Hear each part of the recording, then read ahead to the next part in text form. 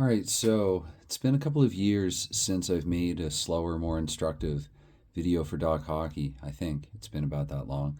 So, actually, at the moment, I'm a little under the weather again.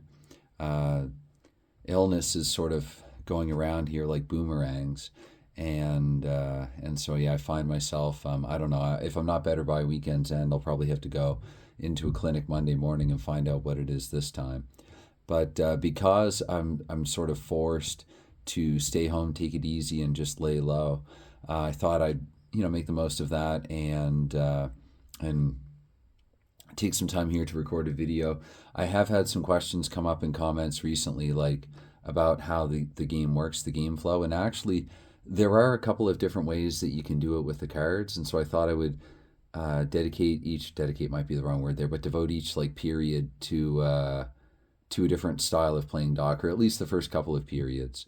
And so, like, it uses a deck of 54 cards, so Jokers included. And one way that you can play Doc actually is just to go through and just be like, again, so I'm going to count out 22 cards here: 4, 5, 6, 7, 8, 9, 10, 11, 12, 13, 14, 15, 16, 17, 18, 19, 20, 21, 22.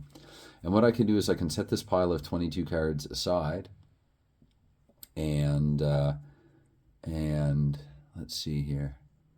Set this pile of 22 cards. I'll just put them over here, so that or actually maybe right here, so I can draw from this pile when I need to. And maybe what I'll do as well with let's say there is never a perfect setup. So I'll use these 32 remaining cards for the 8 sequences of 4. There's that illness that comprises a period of Doc Hockey. So sorry in advance again. I guess my voice and whatnot will be affected by this, and also I have taken some medication. But I think it's just a rare chance. Lately, just my lifestyle's changed, and I've been out and away from the desktop and not even able to play as much. But yeah, I did think that I would address some questions that have come up about this game, and it's been a while, so I'll just try to play through one really slowly. This is the Battle of Ontario, which would have been a little less significant, I think, in the 92-93 season. Toronto definitely has an advantage in this game, at least on paper, no pun intended. But coming into this game, Toronto just has a 500 record right now in my replay after 6 games, 3-3-0. And Ottawa actually might be the only team without a win still, because no, the Rangers also don't have a win. Edmonton just picked up their first win over Tampa Bay in a game that I replayed off camera just a little bit earlier. So thought I'd put this one on camera just for whatever reason. This is the final game for the October 20th day schedule. And also, bit of an interesting fact, I think this was actually played on neutral ice at Copps Coliseum. It's showing Toronto as the home team, but the game was played in Hamilton, Ontario, not Toronto, at an arena in Hamilton, then at least called Copps Coliseum.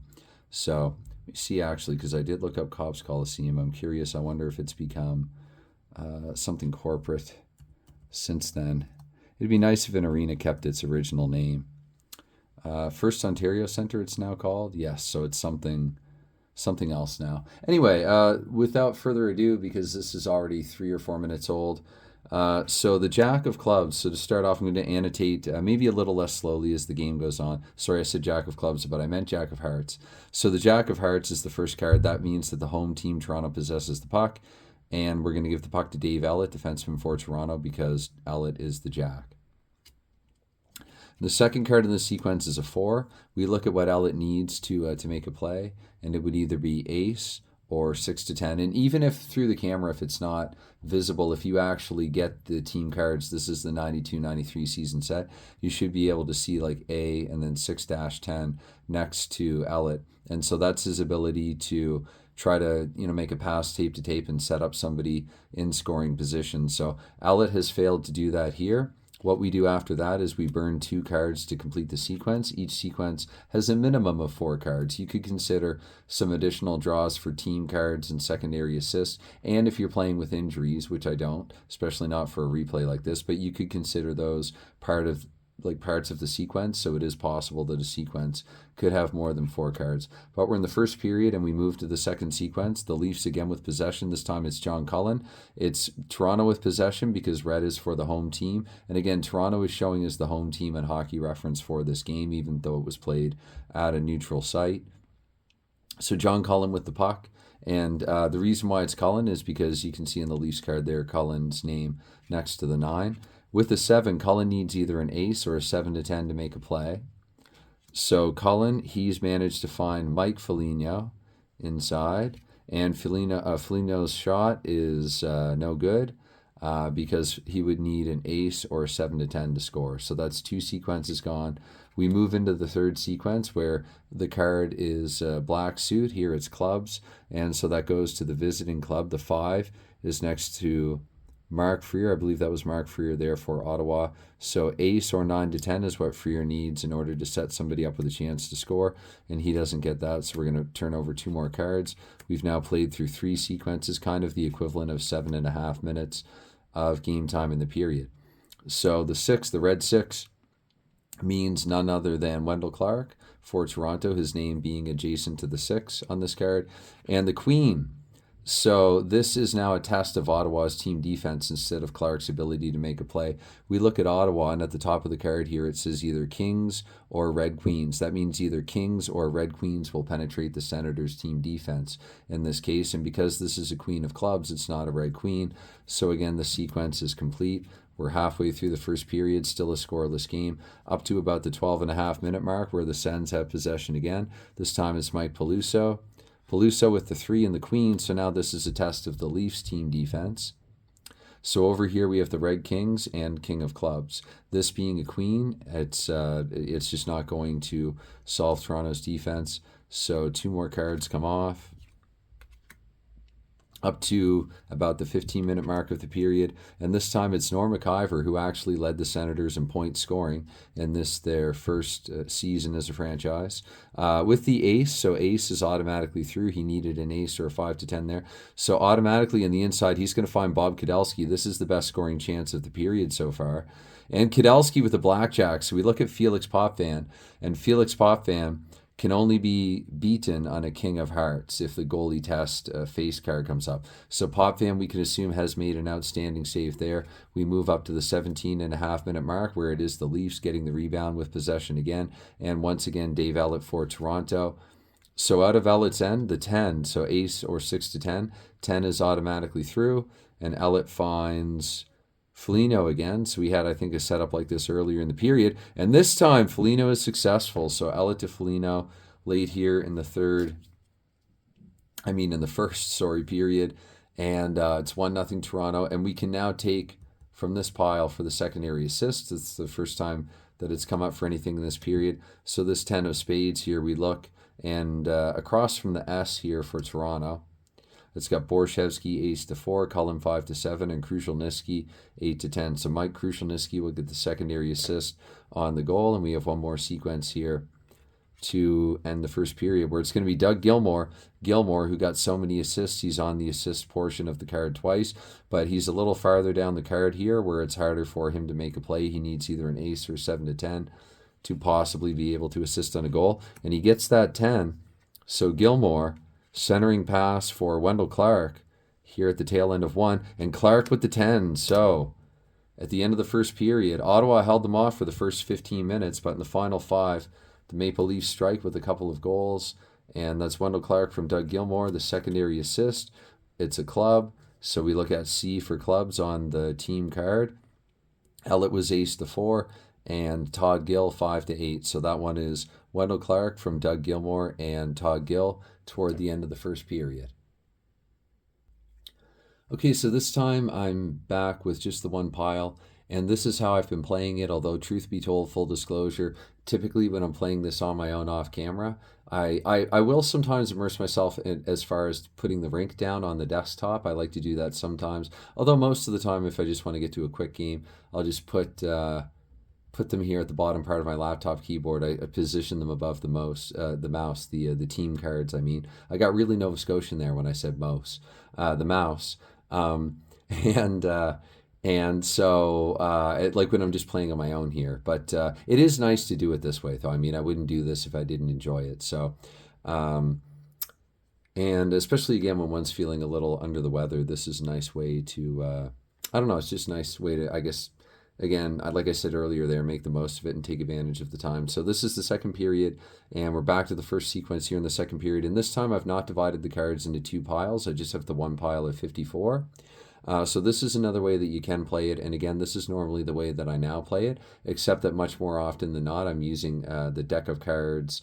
It's not really an app. It's just a website that you can go to and just click on the cards and you can shuffle them in between and everything. So anyway, since we're playing offline for this one, it will be the Senators this time leading off with the possession. That is Jody Hull, because Jody Hull's name is next to the J, the Jack there, in Ottawa's assist team card. So that will start off the sequence. In the second part of that, Jody Hull, so 3. And Hull needs an ace or 7 to 10. So Hull is unable to find anybody with a chance to score. And the Senators, however, it's going to be Hull here once again, up to the 5-minute mark here in the second period. And Hull this time with a 6, but again, he needs either an ace or a 7 to 10. This was Ottawa's expansion season, or if you want to count the 1920s incarnation, this was Ottawa's first season in like 7 decades, and they were not too good in their opening season. So 2 sequences have gone by, and it is the Senators keeping possession here, so that would be Neil Brady for Ottawa. Neil Brady next to the 8 on the Senators team card, needing an ace or an 8 to 10. He does get the 8. So Neil Brady, he finds Mike Peluso. Peluso needs an ace or a 7 to 10 to score, and 5 will not suffice. So we're going to the 10-minute mark now of the second period, and it is the Leafs actually with the first possession of the frame. That's Drake Barahowski. Barahowski with a 3. He needs either an ace or a 9 to 10 in order to thread the needle and give somebody a shot at making it. In this case, it would 3-0 for Toronto. But Nikolai Borshevsky here in the next sequence. This one here, especially on camera, it's a little harder to keep track of, especially when I'm trying to talk hockey a little bit. But Borshevsky here with the puck to lead off the sequence. The Joker automatically through for the home team and automatically not through for the visiting team. I think I might have a slight variation on the rules where I sort of use the Joker even more strictly against the visiting team. You might want to double check the written rules on that. It's either the second, I just play it the way I play, but it's like the second, basically if the Joker comes up during the like cards 2, 3, or 4 for the visiting team of a sequence, I just take the puck away. Or if the Joker comes up, like say if it's asking for a team card and a Joker comes up, I just take the puck away and I end the sequence for the visiting team. With that said, Joker is through automatically here for Borshevsky in Toronto. And that passes gets to Dave McElwain. And McElwain with a 5, that's not going to be enough. Not good enough. He needs either an ace or a 7 to 10. So sequence number 6, and I might have to stop actually and count at some point. That'll be Norm McIver here with another possession. The Jack of Hearts, we look at Toronto's team defense, either Red Kings or King of Clubs. So the Jack is not good enough. So we burn the sequence. Then we're going to sequence number 7, where it's the King. That's Brad Shaw. So ace or 6 to 10 is what Shaw needs. And again, I haven't said this in a little while, so the reason why I know this goes to Ottawa is because this is a black suit, the King of Spades. So the King is Brad Shaw. And the 4, so Shaw needs either an ace or a 6 to 10. So I just paused to count. I have exactly 26 cards left, so it looks like I've been doing it correctly. I've used 28 cards here, and there have been no like extracurricular cards that have had to come up for anything like a team player or secondary assist or anything like that. So with the final sequence here of the second period, Norm McIver here with the puck again. McIver with the 6, he needs either an ace or a 5 to 10 to get through. Not sure if it's better to point there with my finger or this pen. The pen, I guess it's a little finer. If you can see that, on depending on what device you're using, this is going to be too small anyway. But again, McIver successfully through. McIver to Jamie Baker. Baker winds up and shoots, and the Queen of Spades. That's going to be a good stop by Felix Potvin here at period's end. So at the end of 2 periods, it's actually still 2-0 Toronto. That was a scoreless middle frame. All right, so back for the third, and this time I think what I'll do actually is just a combination of the two, what I did in the first 2 periods. I was kind of deciding as I was shuffling there, so I'm going to count 2, 3, 4, 5, 6, 7, 8, 10, 11, 12, 13, 14, 15, 16, 17, 18, 19, 20, 21, 22. I'm going to set these cards aside because if I play fast, at least offline with the actual playing cards, again, there's just a greater chance, especially with the camera going, me being on medication again, lowering like 10 plus IQ points, and those being 10 points that I would need in a situation like this, at least, among others. So, long story short, I guess what I'm trying to say here is I'm going to play through this period more quickly, but I'm also going to make it a little easier for myself by having this set aside here if I need it for, like, again, team draw or secondary assist. Basically, that's what I use these cards for. So anyway, it's the Leafs starting off here with possession, the red 3, that's Doug Gilmour. But I did say that I would speed up and not slow down for this one. So the Jack, that will not solve even Ottawa's team defense in their first season. So the second sequence we go, it's going to be 3 for Ottawa, which is Mike Peluso. We had him earlier. He needs either an ace or a 10, so the 7's not good enough.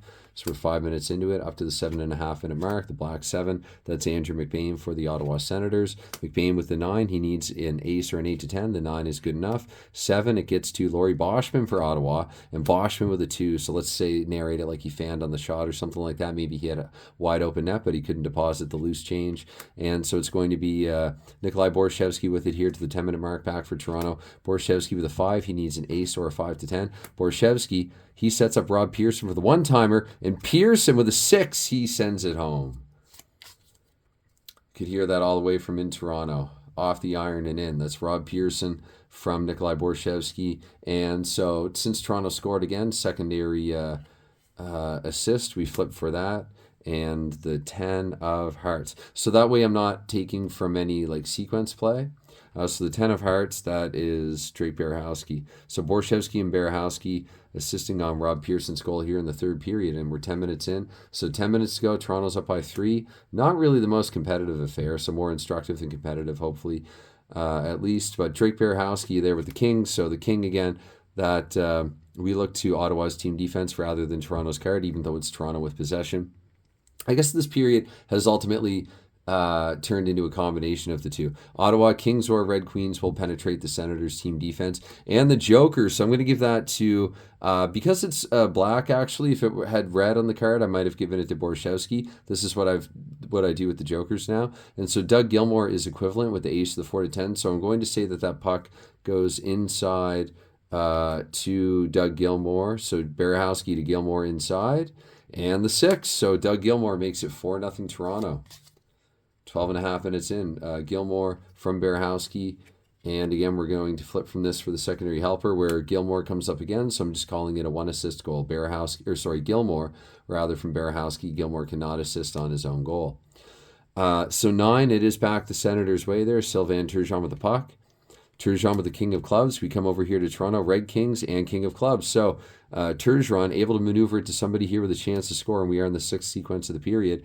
So again, I've idiot proof. Whoops, I just, as I go to say the word idiot proof, of course I nicked the tripod with my toe. But Turgeon able to send it through to Jamie Baker. So another shot for him at Felix Potvin. Baker with a 7. And I didn't want to say shutout out loud, and I don't have to now. Potvin 5 minutes shy of the end of the game. And finally, the Ottawa Senators get on the board here. So it is Jamie Baker from Sylvain Turgeon and the King of Hearts. They might not actually have that. They do. That is Loewen. Who would that have been? I want to say first name Darcy, but don't quote me on that. It's been a little while. Again, it's a 24-team league. Now it's a larger league that I'm used to looking at. So even though I was around for my childhood. But yeah, Loewen is not a name that I'm recalling at the moment. So Dave Loewen, Darcy Loewen. Maybe it's Darcy Loewen. I'll have to double check. But it's 4-1 right now for the Maple Leafs. And technically, and this is why I might want to experiment actually, maybe not in this replay, but going forward. This does sort of kill. I mean, there is no such thing as a perfect game. The fact that we have 2 sequences to go, even though Ottawa's on the board, they don't have enough time to come back and win. With the 93 season, because scoring was higher, I'm playing 8 sequences in the third period instead of 10. But I know that there are some house rules for that, kind of some Mike Owens-ish stuff or the shootout stuff with the 0 minute, so that hypothetically, another game that does it well, I think, is Gary Brown's Stone Cold Hockey, where like in the final couple of minutes, if it's a close game, it's like 10 seconds per roll instead of a minute per roll in the D6. So there are ways to. In fact, I don't even think it's 10 seconds. I think it's either 10, 20, or 30. I've not played Stone Cold in a while. Anyway, getting off track here as I tend to do. So now I've knocked the pawn off. So to the 17.5 minute mark. See, this joker's got a bit of red in it. So I'm going to say Gilmore this time. Actually, logically, Gilmore, because nobody is his equivalent on Toronto. So Gilmore looking to pick up another point here and pad his stats. We look to Ottawa's team defense, though. In the team defense, they're going to be able to wrestle it away from Gilmore.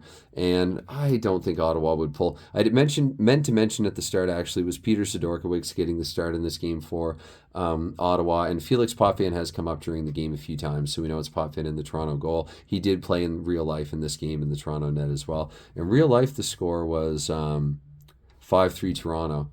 So it's been a lower scoring one here. But yeah, this is the final sequence. And it is Ottawa and Jamie Baker. Jamie Baker with a 6. 6 inside. So finally we get a team draw toward the end of the game. So 2, because the 2 came up, like it says team. So we're going to find a possible goal scorer from the team, and then we need either an ace or 9 to 10 in Ottawa's case in order for it to be a goal. So we're looking at some Ottawa players here. And I'm going to take from this year's supplementary pile 6. And so what you could do, I mean, they have like 7 players across 13 values. So it works out to like just under 2 cards per player. So 6 is kind of somewhere in the middle. I could look, I've got like Jelinek, Brady, Jeff Lazaro. I think I'll go with Jeff Lazaro. So Lazaro needs either an ace or a 9 to 10. And the fact that I have 2 cards left makes me a bit skeptical that I've done something a little improper, and I apologize for that. I'll have to go back and go through and study the tape. I don't think it would have affected the outcome of this game. But let's see here. Jeff Lazaro is able to get a goal with the 8, so that is a narrow miss on Felix Potvin. Toronto collapsing around him well, so it's still a good game, good effort from Potvin. At least one face card goalie save there, if not a couple. I sort of get the feeling that that the team's goaltender is performing better when lots of face cards come up. And similarly, the team defense could be the story in a game where some high volume assist players, for instance, could start off with like a good opportunity, but then they're shut down by the team defense. So there are little ways in which this game does sneak depth into it, and yes, as I'm not sure actually if it's picking up in the background, but my wife has begun work on it's called DoC. It's actually consumed quite popularly around this time of year in South Korea because it's the Lunar New Year celebration, and so Koreans will eat tteokguk, and they consider the Korean age. They consider themselves to have aged a year after consuming that soup, so I don't know why they would. Like, why wouldn't you just stay young forever? But it doubles as being good soup when one is not feeling well. So I'm going to get off this camera now and get out there with her. And but yeah, looking back at this game, so Toronto 4-1 final score. I did my best here. Probably there's no such thing as a perfect video or perfect game. And so feel free. I mean, if you have any questions or anything like that, let me know. And I'm hoping maybe a card just got stuck to a card there, and I thought I counted out 22, but I only counted out 21 or something. I'll have to double check and see. But in either case, I think this is a valid enough game. I mean, if the camera weren't rolling, there's no way I would have noticed that anyway, or I or anyone. Toronto, I think, nonetheless, is likely decisively, we can say safely won this game. And so this is it. Yeah, nothing would have affected the result. Anyway, do my best, and yeah, as always, anytime, any consideration that you give to anything like this, it's never expected. No, it's not everyone's cup of tea, but it's, and speaking of which, this is orange juice and not coffee this time. But yeah, it's greatly appreciated. There I go, distracting myself mid-sentence again. So anyway, 4-1 is your final score here in this game that was played historically at Copps Coliseum in Hamilton, Ontario, at a neutral site. It would appear that the Leafs would have been given the home designation for said game, and it is the home team that's prevailed and proven victorious here. So, all right, have a great day, enjoy your games, and bye for now.